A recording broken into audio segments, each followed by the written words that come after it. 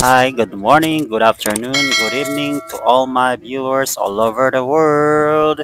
Ayan, so for today's video, nabudol po tayo. Nabudol po tayo ni ate. Eto siya. Ayan, supot dito, supot doon ng kanyang mga paninda. Tawang-tawa ko dito kay ate. Sige lang, eto. Supot, ayan pa, yung mga ano na yan, santan na yan. Binibigay niya sa amin talaga. Ang kulit ni ate. Ayaw pa niya ng tagesa. Gusto niya tatlo agad ang kunin. Wala naman kami pambayad. Pumunta lang kami dito para lang mag-video ng mga halaman at mai-post dito sa YouTube.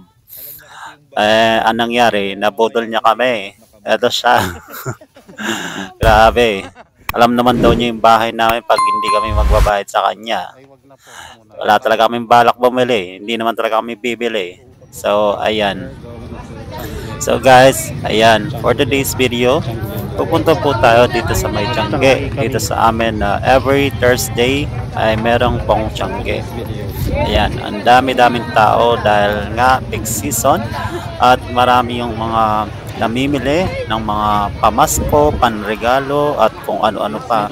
Pero kahit naman walang okasyon, usually marami talagang tao dito every Thursday. Kasi ito lang yung Tiangge na every Thursday dito sa may bayan namin nagpupwesto sila. Ayan. So malapit kami dito. Kaya madali siyang puntahan. Ayan. Yung ano namin dito is yung ayan. Yung ano nga namin dito, yung sadya namin dito, hindi bumili ng mga damit, mga panregalo, kundi dito kami pumunta. Ayan sila, yan kami pumunta sa mga nagbebenta ng halaman na every Thursday. Yan yung sinasadya ko. Ayan ang ganda-ganda ng mga halaman nila. Meron silang aglaw, yung una kong hinawakan, mga hindi nakapaso. Tapos itong mga orchids, yan, medyo may presyo rin yung mga may kamahalan din yung mga orchids nila, kaya hindi masyadong pinapansin. Doon lang tayo sa mga budget friendly na mga paninda. Ayan. So, eto sila. Konti lang naman yung nagbebenta dito. At sila rin yung nagbebenta kada Webes dito. Wala naman nagbabago. Hindi naman sila nagbabago. Yung mga paninda lang nila. Minsan, yung mga dati, biglang wala. Tapos may mga bago. Tulad ito. Black Cardinal. 150 pesos lang to. Ayan. Hinayang ako kasi wala talaga akong pambili kasi hindi naman talaga kami bibili. Pagbablog lang talaga yung purpose namin lang pagpunta dito. Ayan, tingin ng mga halaman. Ito gusto ko rin tong halaman na to, itong bougainvillea na to. Kaya lang wala. Hanggang tingin lang muna. Ayan, pahawak-hawak, patingin-tingin. Ayan oh. Ang ganda ng mga bulaklak. Ayan, mga poinsettia, mga lemon lime na rubber tree. Ayan, yung mga philodendrons. Ayan po yung mga kadalasang paninda nila. At ito, nabili na daw siya. Nasa 350 pesos siya. Ayan, medyo malaki siya. Red cardinal. Basta philodendron. Ayan, philodendron po siya. So, yan oh, gaganda. Grabe. Ayan si ate. Ayan yung si ate na napagbilang ko dati. Sobrang mura ng mga binibigay niyang presyo sa mga halaman. Pag tumawag ka sa kanya, bigay agad. Ito, tinanong ko magkano. 600 na lang daw. Ayan, yung bougainvillea na yun kasi malaki siya. Tapos ito, nagandahan ako sa santan. Kasi parang hindi siya pangkaraniwan. Tingnan niyo yung dahon niya, oh.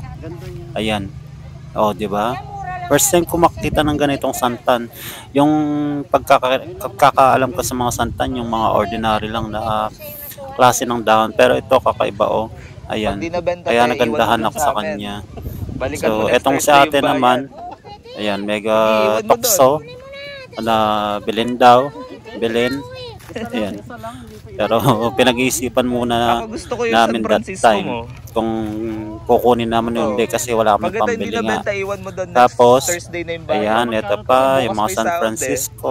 Naka-record yung sinabi niya at Yan. naka-video kami. Tapos yung parang kulay asol na to, yung Alam ko na kung sa tawag sa dito, siguro. Japanese Saan mo iniwan yung sili? fine. Sige, Basta baksak yun. mo doon. Kasi ito, yung mga halaman na may bulaklak na yan, di ko kilala.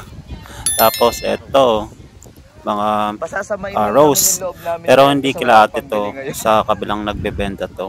Ayan, Bukas pa. mga rose na ang gaganda, ang kakapal ng mga petals. Ayan sila oh. Ito pa oh. Yan, mga kulay puti na rose. Saka na yan, saka na ako bibili ng mga rose. Ayan, yung mga rose na yan, yung mga ano yata, American rose. Malaki yung mga petals. Ang gaganda ng mga bulaklak. Ayan oh. Ayan. Isa yan sa mga kinaadikan ko, yung mga namumulaklak na halaman din. Ayan. Tsaka yung may mga tinik-tinik. Ewan ko, kahit natitinik na ako lahat-lahat, gusto ko pa rin sila. Ayan. Ayan pa yung ibang mga paninda nila. Ayan. Sa mga gusto pong bumili, kung taga dito lang din kayo sa Concepcion, Tarlac, every Thursday po, meron po silang pwesto dito sa May Tiangge. So, eto, tingin pa rin ako.